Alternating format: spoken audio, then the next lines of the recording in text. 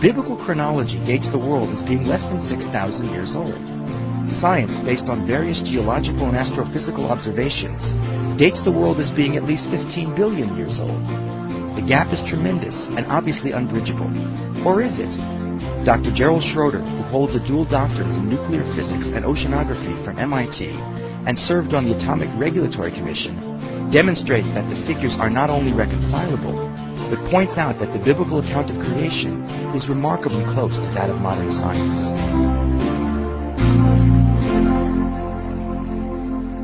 So this session deals with the age of the universe. Among the many questions that exist in the idea of science and the Bible possibly being in conflict, one of the baselines is the age of the universe. Is it billions of years, like scientific data, or is it thousands of years, like biblical data? When we add up the generations of the Bible, we come to something less than 6,000 years. Get the data from the Hubble telescope, from the land Earth-based telescopes in Hawaii.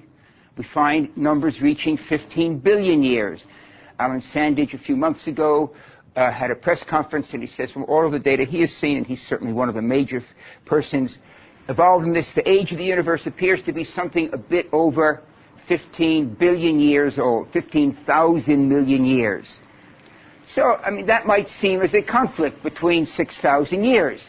So it's interesting to look at the historical perspective, because in trying to understand the idea of science in conflict with the Bible, which is the whole series that I teach, it's instructive to look at trends in knowledge, because absolute proofs are not coming. But what is available is to look how science has changed its picture of the world relative to the unchanging picture of the Torah.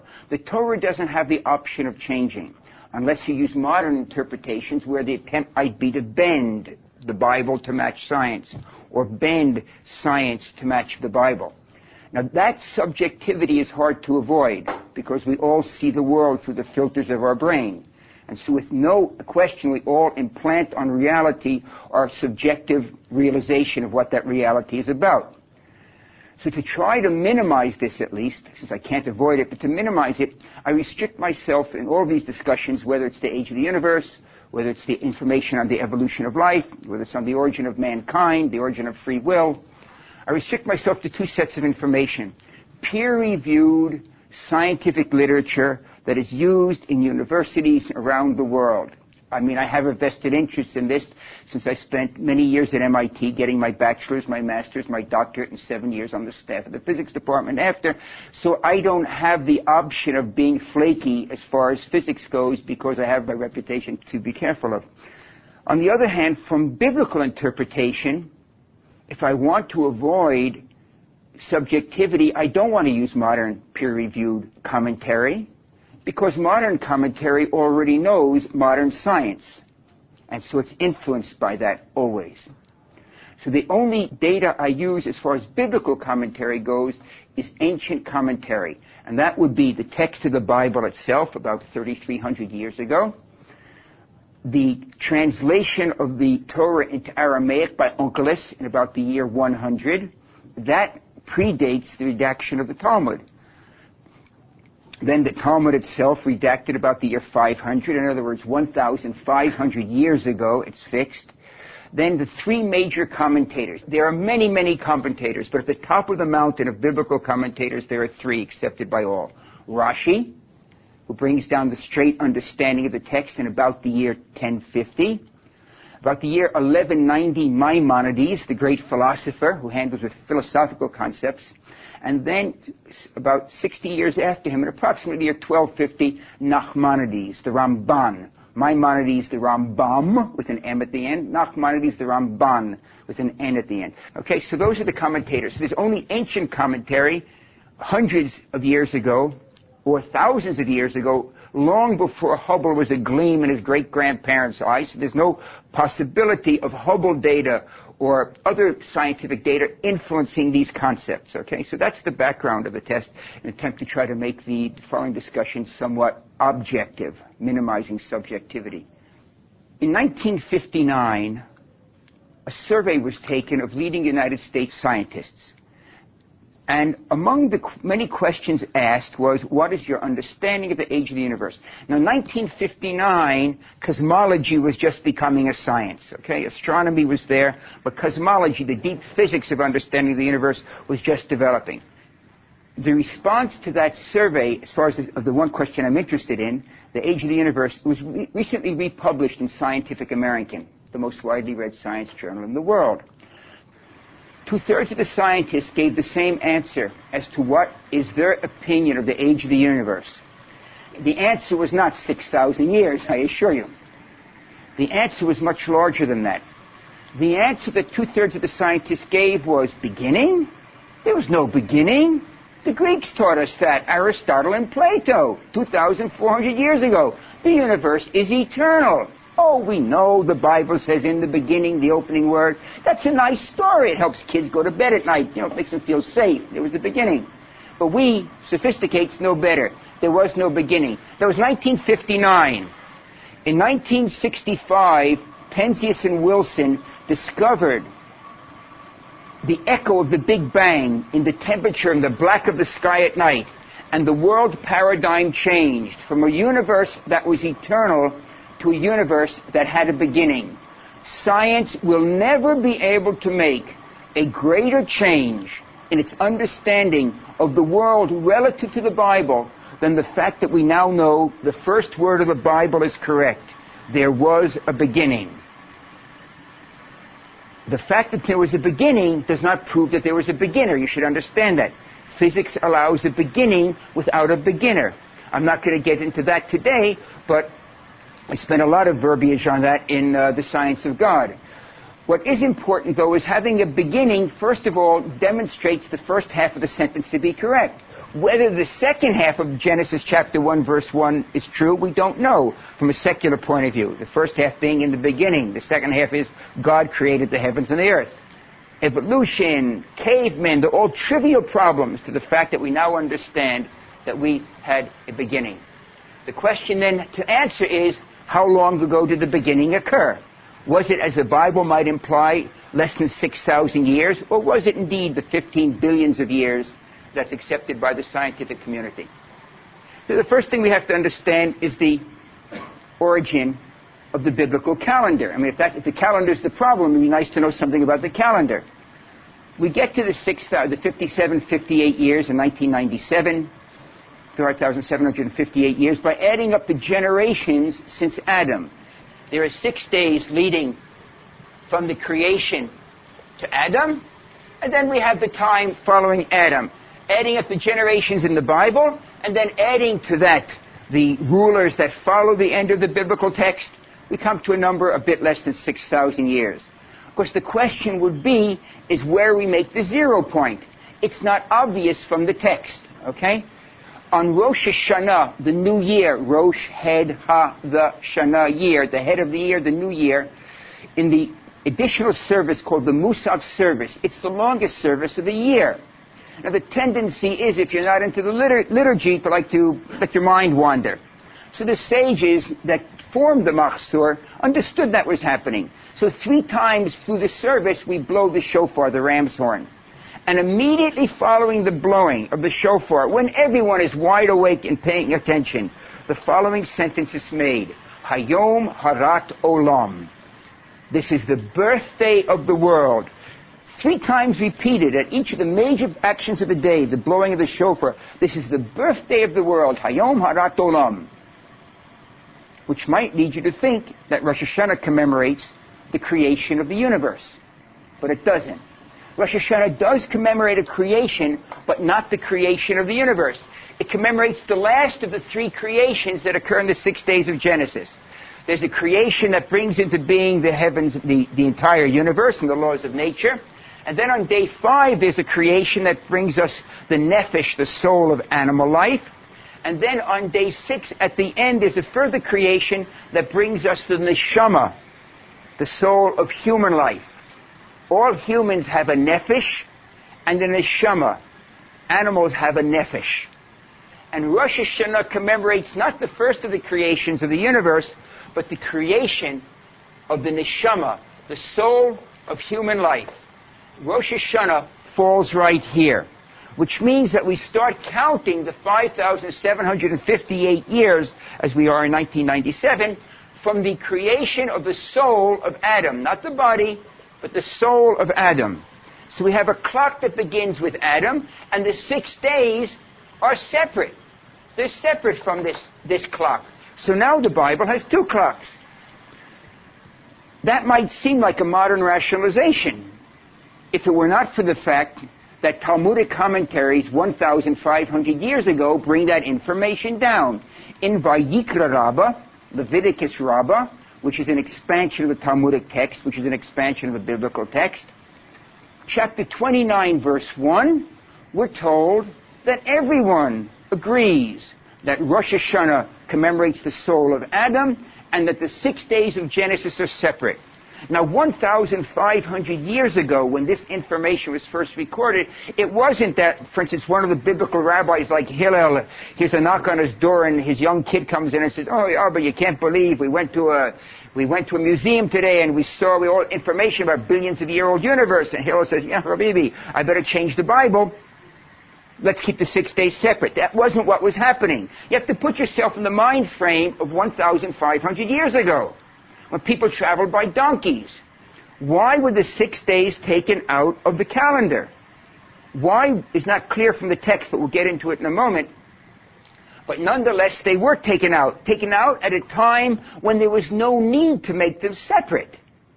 The reason that they're taken out is because the time is described differently in those 6 days of Genesis. There was evening and morning. There was evening and morning, day by day. A totally bizarre way, bizarre being exotic, not usual way of describing time. Once you come from Adam, the flow of time is totally in human terms. Adam and Eve live 130 years, the father of Seth. Seth lived, the parents of Seth. Seth lives 105 years, the father of Enosh. From Adam forward, the flow of time is totally human in concept. But prior to that time, it's almost as if you have an abstract concept. There was evening and morning. More things happening. There was evening and morning. A way as if you're looking down on events from a viewpoint that is not intimately related to them. And that pretty much would be the key to, in fact, trying to understand the flow of time during these 6 days. In trying to understand the flow of time here, we have to remember that the entire 6 days is described with 31 sentences. There are 31 verses from "In the beginning God created the heavens and the earth" through the end of the appearance and creation of mankind, the end of chapter 1. The 6 days of Genesis, which have given people so much headache in trying to understand science in the Bible, are confined to 31 sentences. At MIT in the Hayden Library, we had about 50,000 books that deal with the cosmology, the high-energy physics of the creation, the chemistry, the thermodynamics, the paleontology, the archaeology. Up the river at Harvard, at the Weizmann Library, they probably had 200,000 books on these same topics. Not Bible topics, but the science of the Big Bang, the science of the development of the universe. The Bible, instead of giving us hundreds of thousands of books, gives us 31 sentences. Don't expect by a simple reading of those 31 sentences to know every detail that is held within the text. Okay? Understand we have to dig deeper to get the information out. Now, the idea of having to dig deeper is not a rationalization. In fact, in the second chapter of the Talmud Chagiga, Hag meaning holidays, okay? The second chapter of the section of Talmud Chagiga, the Talmud becomes intrigued with the creation of the universe, and especially with these 6 days of Genesis.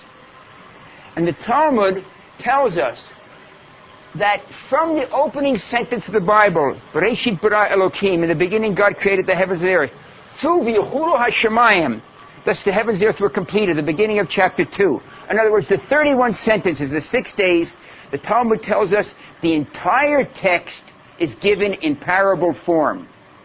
A poem with a text and a subtext.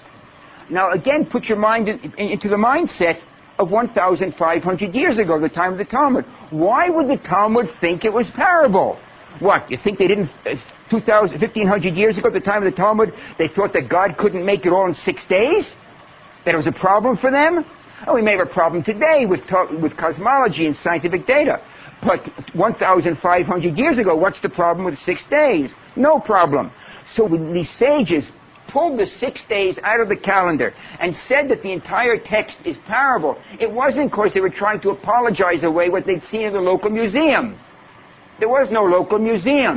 No one was out there digging up ancient fossils and saying, wow, I found ancient fossils. The fact is, the text tells you it's parable. If your close reading of the text makes it clear that there's information hidden and folded in below the superficial reading. And this is what, in fact, King Solomon wrote in Proverbs 25:11. A word well spoken is like apples of gold in dishes of silver. A word well spoken is like apples of gold in dishes of silver. And Maimonides said, what was Solomon talking about? What could King Solomon mean? Why should a word well spoken be like an apple of gold in dishes of silver? And he answers the question. He says, when you look at a dish from a distance, what you see is the dish. The beautiful silver dish, valuable, eternally or long-lasting. Only when you bring the dish close in, do you see what's in it, the apples of gold. The silver dish, Maimonides says, the silver dish is the literal reading of the text of the Torah. Beautiful. Abraham, Isaac, and Jacob for 3,000 years has been a bestseller. The golden apples, the subtleties inside the text that expand the meaning way beyond the literal meaning. And Maimonides says, as gold is more valuable than silver, these golden apples blow the meaning apart, expand it way beyond the simple reading of the text. The idea of looking for a deeper meaning in Torah is no different than looking for a deeper meaning in science. It's not a rationalization. And just as we look for the deeper readings of science, you have to look for the deeper readings in the text. And that's what King Solomon was saying, and that's what Maimonides expanded on it. Thousands of years ago, we learned that there are subtleties in the text that expand the meaning way beyond. And it's those subtleties I want to see. Among the early sources that tell us that the calendar is a two-part calendar, even predating Leviticus Rabbah, which goes back almost 1,500 years, which says it explicitly. Moses, in his closing speech, implies this to be the case. In Deuteronomy chapter 32, verse 7, in the closing speech that Moses makes to the people, he says, in essence, if you want to see the fingerprint of God in the universe, and this is how he continues, consider the days of old, the years of the many generations. Deuteronomy 32:7. If you want to see the fingerprint of God in the universe, consider the days of old, the years of the many generations.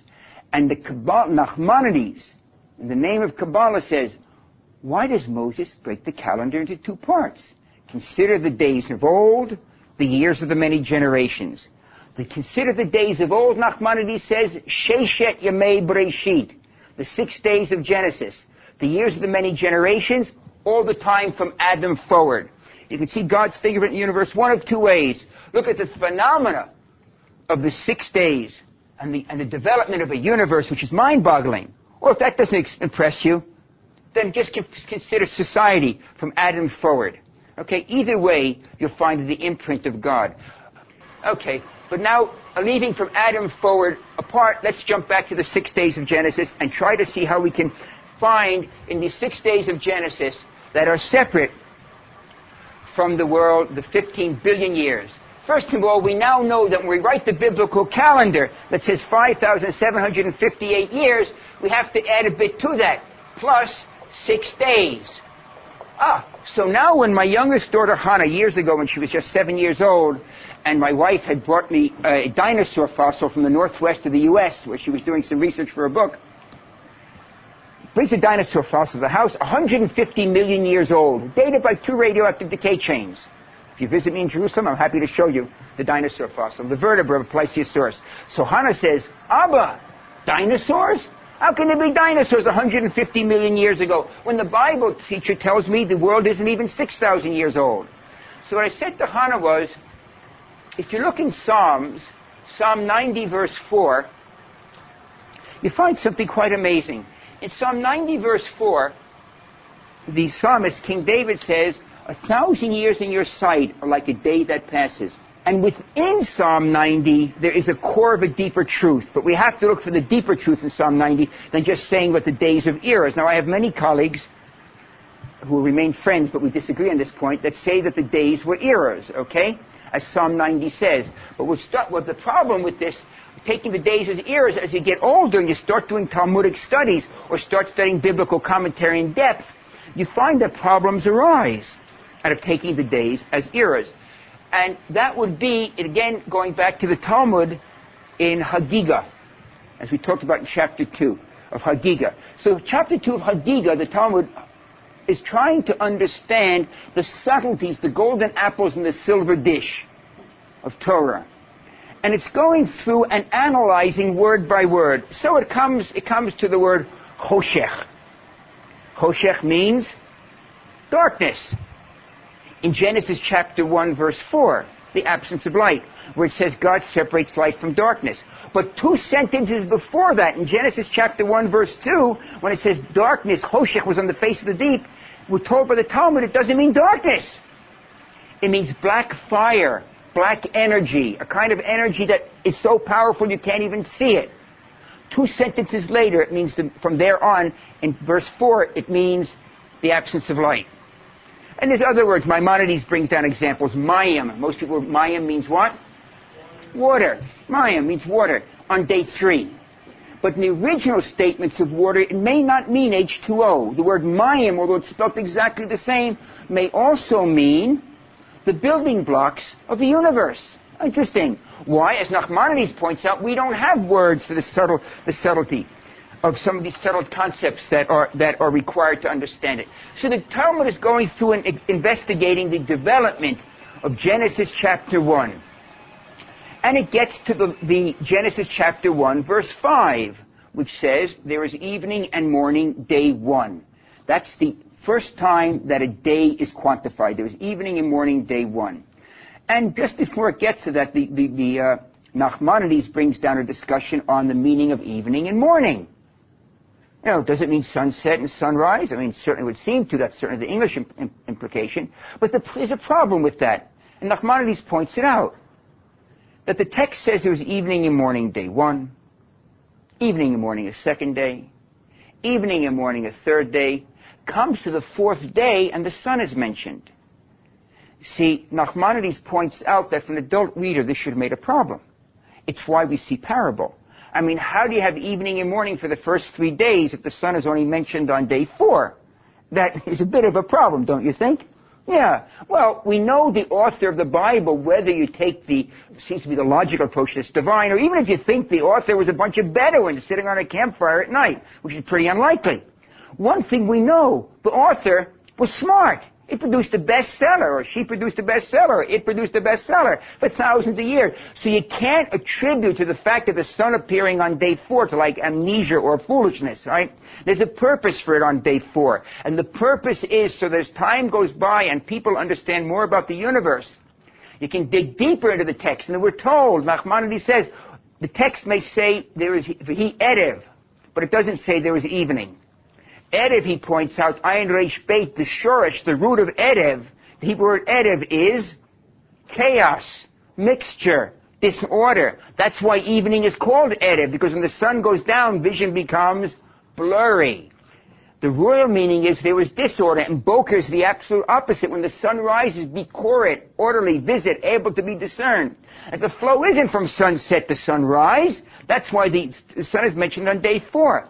It's a flow from disorder to order, from Erev to Boker, from chaos to cosmos, something that never happens in an unguided system. You may make the statement unequivocally, as I've done at universities literally around the world. Order never arises from disorder spontaneously. There must be a guide to the system. That's an unequivocal statement. You have to have no caveats on that. Order cannot arise from disorder by random reactions. Oh, in probability it can, but the number is so small that physics says it cannot. So you go to the Yam HaMelech, the Salt Sea, the Dead Sea, and say, wait a minute, I see these orderly salt crystals. You're telling me God's there making each crystal? No, that's not what I'm saying. But the salt crystals do not arise randomly. They arise because these phenomenal laws of nature that are part of the creation package to force salt crystals to form, that the laws of nature guide the development of the world. It's why there are only 3 creations in the whole 6 days. The laws of nature do a phenomenal amount of this development that's mentioned in the 6 days. Otherwise, you'd have creation every other sentence. But you don't. Creation in the first sentence, when the creation of the universe with the laws of nature, nature creation for the nephesh of animals, creation for the neshama of humans. And those are the creations. And the laws of nature are able to guide, God steps in and redirects nature, but you don't have to have major changes in the universe because it's set up already. So the Torah wants you to be amazed by this flow of order, starting from a plasma, chaotic plasma, and ending up with a symphony of life, and day by day going to higher and higher levels, out of order, out of disorder. And, it's pure thermodynamics, but stated in terminology of 3,000 years ago, and interpreted 800 years ago by Nachmanides, who says he says it's not my idea, he says, I got it from my teachers, who got it from their teachers going back. So we have order arising out of disorder. And then the days are numbered. The days are numbered. There are evening and morning. And it's the discontinuity in the way the days are numbered that gives the answer that has been used for understanding the age of the universe. Each day is numbered. There is evening and morning, day 1. But the second day doesn't say there is evening and morning, day 2, does it? It says there is evening and morning, a second day, evening and morning, a third day, fourth day, fifth day, the sixth day. But for the first day, the text does not say V'hi erev v'voker yom rishon. There's evening and morning at first day. It says V'hi erev v'voker yom echad. There's evening and morning, day 1. Now, there are many English translations that make the mistake of writing a first day. And that's clear why. Because editors want consistency. And human editors want things to be nice and consistent. So they weren't to throw out the cosmic message to make people feel comfortable. But the text carries a cosmic message. There's evening and morning, day 1, because there is a qualitative difference, as Nachmanides brings down, between 1 and first. 1 is absolute. First is comparative. Now, Rashi brings a philosophical meaning for day 1, the day of the one. Nachmanides brings the physical meaning of day 1.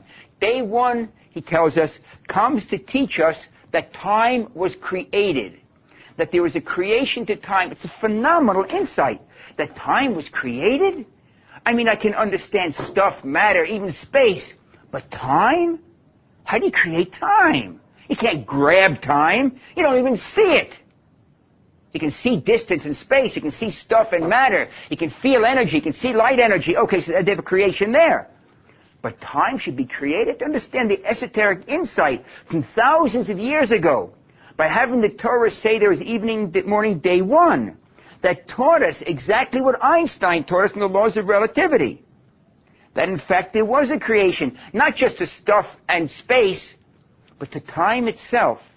And that's been recorded by commentators through the ages, and it comes from the statements, in the beginning, and V'hi erev v'voker yom echad, day 1. And then the interpretation of the text goes further and learns something else from the fact that the Bible says day 1. Because 1 is absolute and not comparative, the text tells us the view of the Bible for those first 6 days. See, we look at the universe and we say, how old is the universe? Oh, looking back in time, the universe is about 15,000 million years old, about 15 billion years old. That's our view of time. But what's the Bible's view of time? How does it see time? Maybe it sees time differently. Oh, maybe. Would it make any difference? Yeah, it makes a big difference. The same Albert Einstein that taught us that time was part of the creation, that Big Bang cosmology brings not just space and matter into being, but time, space, and matter, teaches us that time is part of the nitty-gritty, that time is a dimension, that time is affected by your view of time, that how you see time depends upon where you're viewing it and how you're viewing it, that a minute on the moon goes faster than a minute on the earth, that a minute on the sun goes slower, that a time on the sun is actually stretched out. So if you could put a clock on the sun, it would tick more slowly. If you could live on the sun, your heart would beat more slowly. It's a small difference, but it's measurable and measured. It's one of the proofs that the theory of relativity by Albert Einstein is in fact the law of relativity. If you could ripen oranges on the sun, they would take longer to ripen. Why? Because time just goes more slowly. Would you feel it going more slowly? No, because your biology would be part of the system. Because wherever you are, your biology is in sync with the local time. That's why you buy a watch, because it tells you time. But if you can look from one system to another, you would see time going very differently.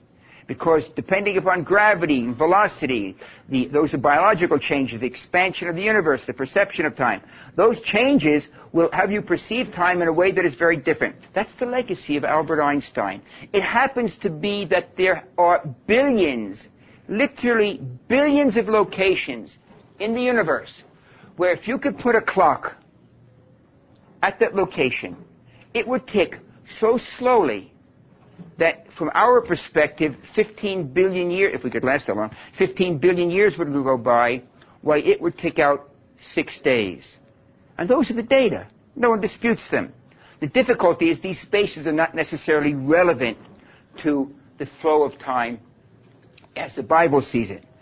The Talmud goes ahead in Hagiga and gets to this word day for day one, based on the first time that the duration of a day is discussed, and says, V'hi erev v'yivoka yom echad, Genesis chapter 1, verse 5, there's evening and morning, day one, and says, day one, the duration of a day, 24 hours.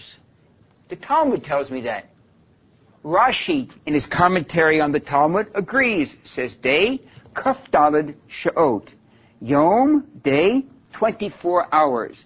Nachmanides, on the sentence in Genesis chapter 1, verse 3, I believe it is, V'hi or, and there was light, Nachmanides, the Kabbalist, says not only that the days are 24 hours each, but the duration of the days, the 6 days of Genesis, is no more than the 6 days of our work week, made up of hours and minutes. So there are no ancient commentaries that say anything other than the fact that the days are 24 hours each. The Talmud says it, and it says it on day one. See, supposing it had said, V'hi erev v'yivoka yom hashishi, on the 6th day, well, then you could say, well, all the other days were different. You know, if the Talmud had used as the example, there's evening and morning the 6th day, we could say, well, the first 5 days were different. Okay? But the Talmud says it on day one. There's evening and morning day one. To let you know right from the beginning, there's no monkey business going on here. The days are 24 hours each. There's no justification for any other comment. There are no ancient commentators that say anything other than that. Maimonides, in the Guide for the Perplexed, redefines, I count to 42 words. Maybe there are more, but I count to 42 words in which Maimonides expands the meaning of these 42 words. One word he does not expand the meaning on is day. For Maimonides, he has no problem with day. All of the ancient commentators hold that the days are 24 hours each. But the Kabbalah, Nachmanides, where he says the days are 24 hours each as the days of our work week, expands the statement in Genesis, and then later in the book of Exodus on Ki tikneh eved ivri, and then in Leviticus on Shabbat LaHashem. He says that although the days are 24 hours each, they contain kol hayamot olam. They contain all the ages and all the secrets of the world. Nachmanides says the days are 24 hours each, but they contain all the ages and all the secrets of the world. And it took an Albert Einstein to figure out just how they could contain all the ages and all the secrets of the world. Einstein's laws of relativity were, let's say, presaged, we'll say, were predicted or were anticipated in Nachmanides' description of the early universe. There's only one Kabbalistic description of the physical universe, and here it is. Nachmanides brings it down very simply. He says, in the beginning, before the beginning, we don't know what there is. We can't tell what predates the universe. There's a medrash on that. The first word of the Bible in modern Hebrew is a beit, right? Bereshit, beit. And beit is written like a backward C. In other words, closed in all directions and only open in the forward directions. Hence, we can only know what predates, what comes after. We can never know what predates the Bible. And the hint is that the first letter of the Bible is closed in all directions and only open in the forward direction. Okay, so Nachmanides says we cannot know what predates the universe, but there was nothing that we can understand, and then suddenly The entire creation was in a minuscule speck. He gives a dimension for the speck, something similar to the size of a grain of mustard. Okay? It's real tiny. And he says that's the only physical creation. He says it 3 times in his commentary. There was one physical creation. There was no other physical creation. All other creations were spiritual. The nephesh is a spiritual creation, the soul of animal life. The neshama, the soul of human life, is a spiritual creation. There's only one physical creation, and that creation was in tiny speck. And it wasn't a speck in a vacuum, because a vacuum is space. The speck is all there was. Anything else was God. And in that speck was all the raw material that would be used for making the entire everything else. And he says we don't have a word for that in Hebrew, and he describes the substance. He says it was, Luzzatto brings it down also in his Kabbalistic works. The substance was dak ma'od, very thin, ein bo mamash, no substance to it. It was a substance without substance. And as this speck expanded out, stretching out, this substance so thin that it has no essence, turned into matter as we know it, and he writes, Mishia yesh yet fospos from the moment that you have matter forming from this substanceless substance, time grabs a hold. It's fospo, tofes, grabs a hold. Not begins, time is created at the beginning.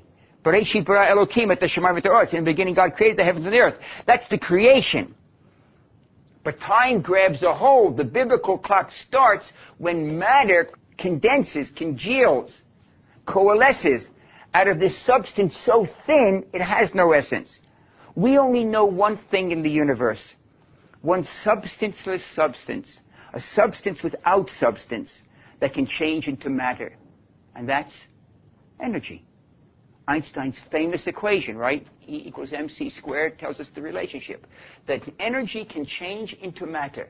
And once it changes into matter, time grabs a hold.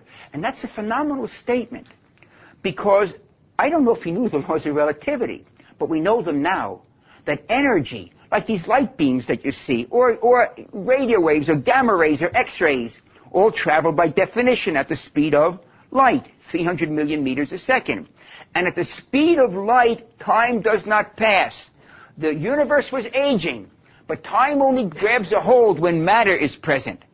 This moment of time before the clock begins for the Bible lasted about 1/100,000th of a second, a minuscule time. But in that time, the universe expanded from a tiny speck to about the size of the solar system. And from that moment on, we have matter, and time flows forward from that moment, and the clock begins here. Now, the fact that the Bible tells us there is evening and morning, day one, comes to teach us the biblical view of time, where time is being seen from. See, Einstein already taught us that time varies from place to place in the universe, and time varies from perspective to perspective in the universe. The Bible says there is evening and morning, day one. Now, if the Torah were seeing time from Sinai out here sometime long after Adam, the text would not have written day one, because by Sinai there had been millions of days had already passed. So there was a lot of time with which to compare day one. It would have said a first day. By the second day of Genesis, you could already say there was evening and morning a second day, because there was already the first day with which to compare it. You can say on the second day, well, what happened on the first day? But you could not say on the first day what happens on the first day, because first implies comparison in existing series. And there was no existing series. Day one was all that there was. Even if the Torah were seeing time from Adam, the text would have said there was evening and morning a first day, because by its own statement there are 6 days. The Torah says there was evening and morning day one, we're taught, because the Torah is looking forward from the beginning. And it says, well, how old is the universe? Oh, 6 days. We'll just take the time up to Adam. 6 days. We look back in time and say the universe is 15 billion years old. But everyone in cosmology, everyone in science knows that when we say, or when I say the universe is about 15 billion years old, there's another half of the sentence that I never say, but everyone in the profession knows what the other half of the sentence is.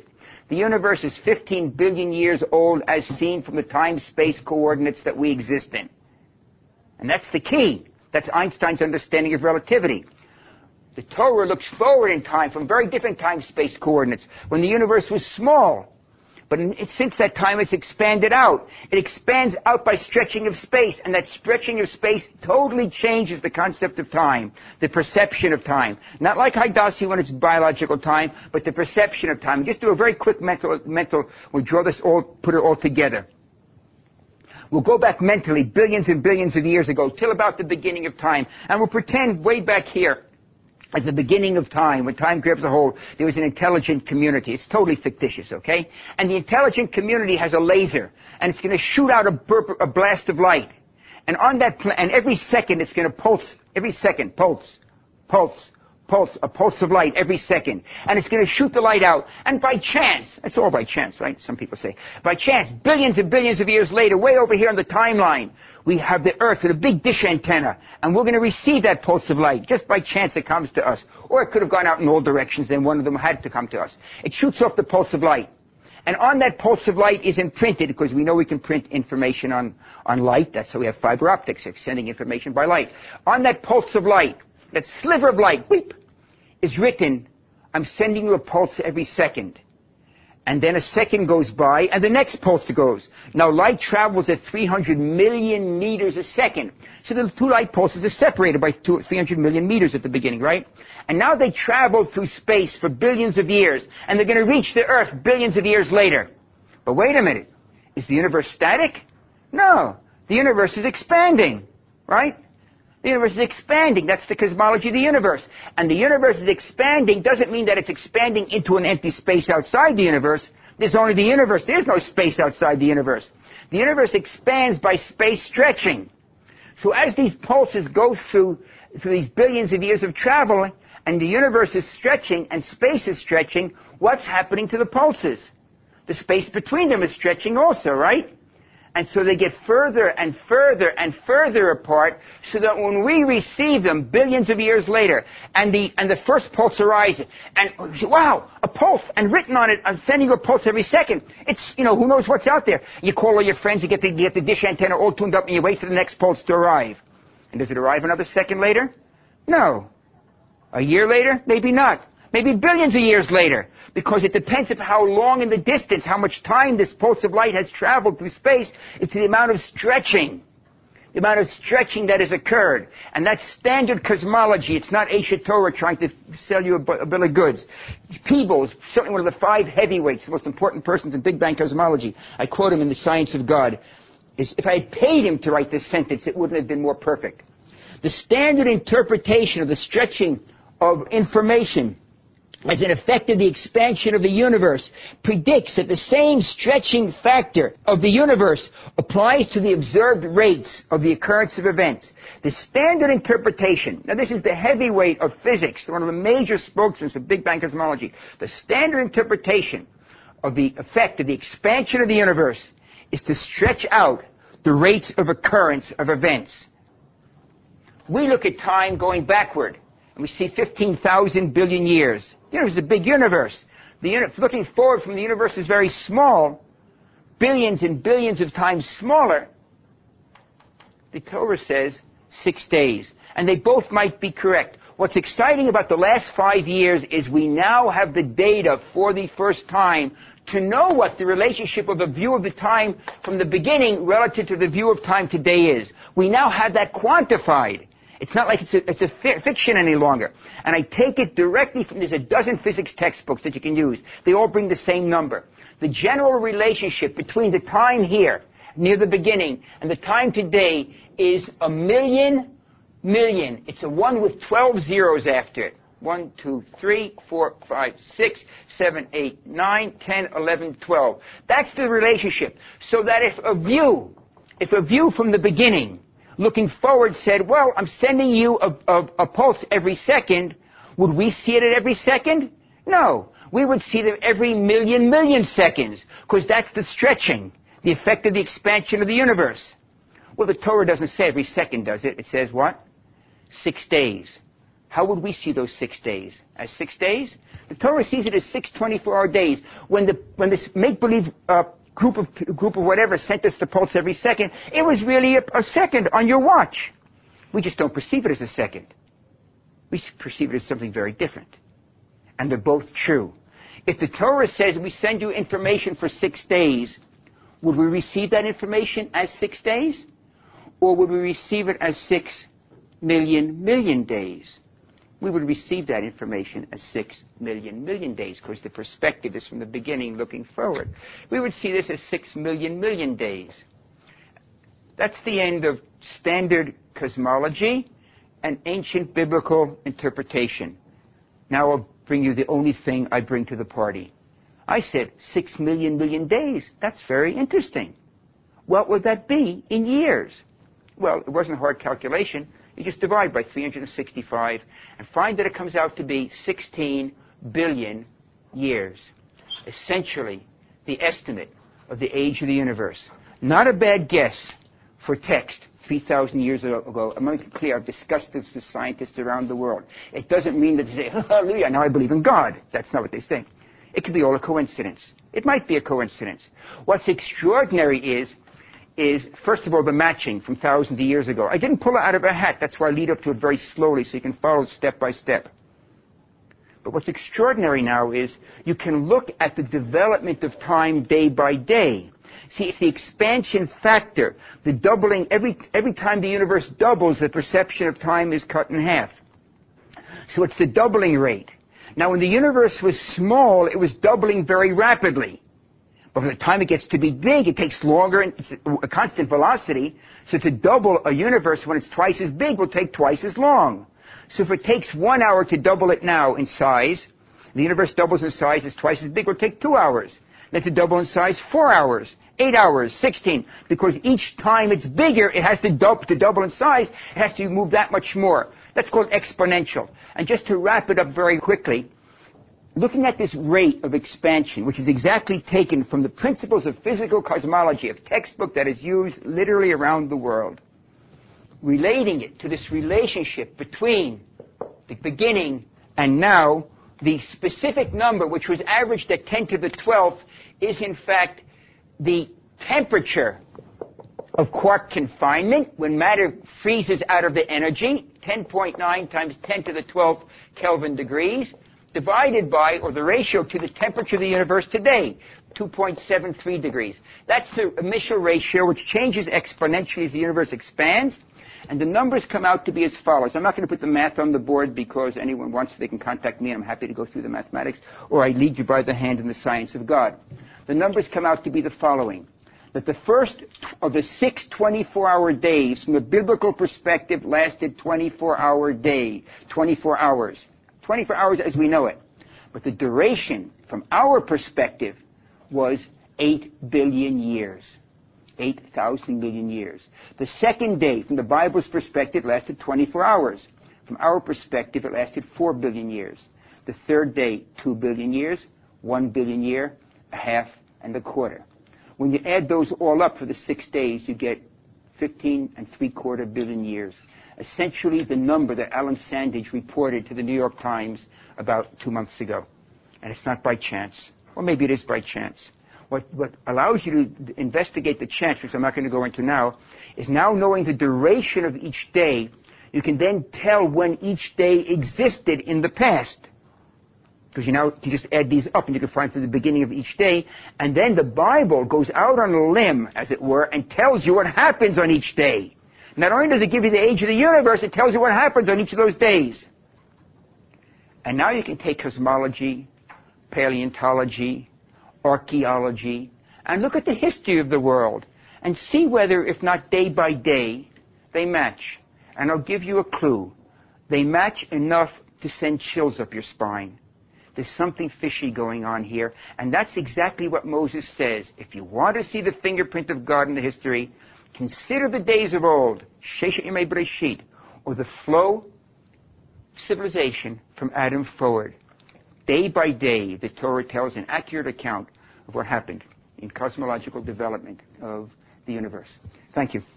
For a free cassette catalog in the U.S., call toll-free 1-800-VOICES-3. Our email address is voices@aish.edu.